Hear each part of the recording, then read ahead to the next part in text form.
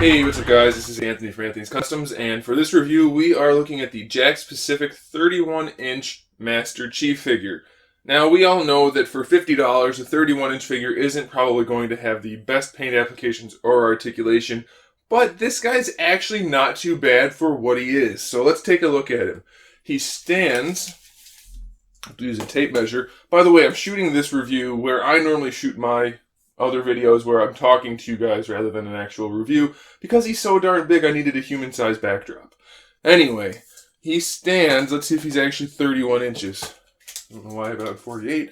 So he is actually about 31¼ inches tall. So they nailed the number pretty well, so that's good.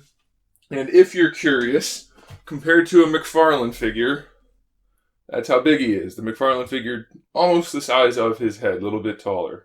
And then if you're curious about the next biggest Master Chief figure, which is the NECA 18-inch Master Chief, he comes up only to his crotch. So this guy is definitely massive. Of course, he doesn't have anywhere near the amount of detail as the other two, but he's still kind of cool. So as far as paint applications, we pretty much only have a couple. We have the molded light green. That's pretty much everywhere. Then we have the darker green that you can see on his chest or on his shoulder pad, on his thighs. It's painted. It's not horrible. It's not like it's super fuzzy or anything, but it's just acceptable. It's not particularly good, but it's okay. Absolutely no shading anywhere. And then we have some red detailing right here and right here. We pretty much don't have any of the red accents that we would hope to have. But I guess, like I said, for a figure this size, it's not too big of a deal. We do have a little bit of the grayish paint right here rather than being molded like most other places. On the head, we have the painted visor, which is just this glossy, almost macaroni and cheese color yellow, which is pretty poorly lined up. There's lots of bleeding and fuzziness around the edges. The gray parts on the helmet are painted also. As far as the AR, the only paint application we have is this gray, the top gray piece right here. All of the rest is just solid molded gray plastic. That's it for paint. They did originally say they were going to make a higher detailed version, but as of right now, that's not happening as far as we know. There's been no news on that, so hopefully it does happen because that would be pretty cool. But unfortunately, it's not here yet, and this one certainly isn't it. The AR is permanently molded into his hand, and unfortunately the hands are molded in solid green. We have no real paint detail on there, which is kind of a bummer. Because they do stand out as needing some gray, which is unfortunate. I think they would have been better off painting the hands gray, or molding them in gray, and then painting the darker green and black, or darker green and light green, but what are you going to do?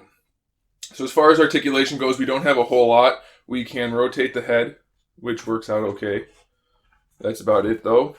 We can, let's do this arm first. This arm has less articulation than the other side. Also, to note, this hand has obviously the secondary hand for holding the rifle, but you can't quite line it up very well. I guess that's the best you're going to do if you put it down all the way. If you put it up at all, the hand doesn't want to hold it. So it's not the best situation. Anyway, this arm has a little bit of a hinge in the shoulder. It does have the rotation, but it doesn't want to go very far. I should also note this side right here is completely hollowed out for the arm to come all the way down. So it doesn't have the sculpt it needs to have over here. So you wouldn't want to raise the arm too high anyway. We have no elbow articulation. We have no bicep swivel, just this hinge, or this swivel right here and this hinge so far. And then you do get a wrist swivel, which you won't really need to use once you get the hand in place like that. That's where that arm's going to stay.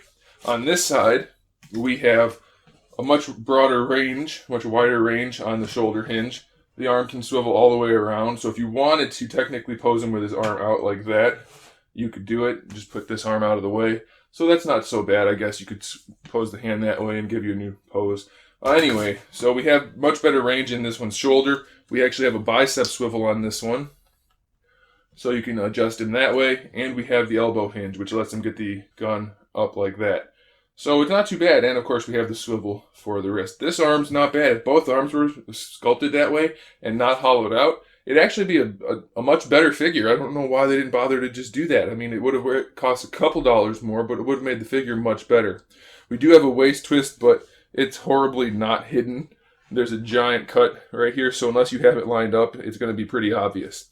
And then there's no articulation for the rest of the body. So like I said, we didn't expect much. It's technically a kid's toy, even though they say it's a collectible item. It is, but it's still a kid's toy. So don't expect it to be too crazy in terms of articulation or anything, but it's still kind of cool to have. And just real quick before we go, I want to see if we can get him in more of an action-y pose with the gun up like he's shooting. I haven't tried this yet.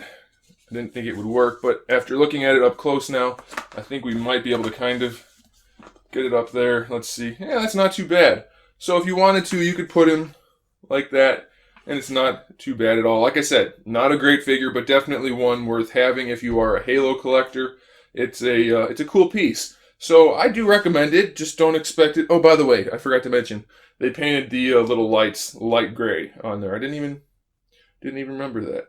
All right, so that's on there. It's not the best figure, but it's cool to have, and for only $50, it's I think it's a worthy investment since it's such a unique piece. Just good luck finding a place to put it. So there it is, guys. Thanks for watching. I don't think I'm going to put any photos at the end because he's just going to be pretty much static like you've just seen here, but that's probably good enough. So again, thanks for watching. Make sure you subscribe to the channel so you can see my upcoming figure reviews, custom figures, and other good stuff. And in the meantime, keep collecting.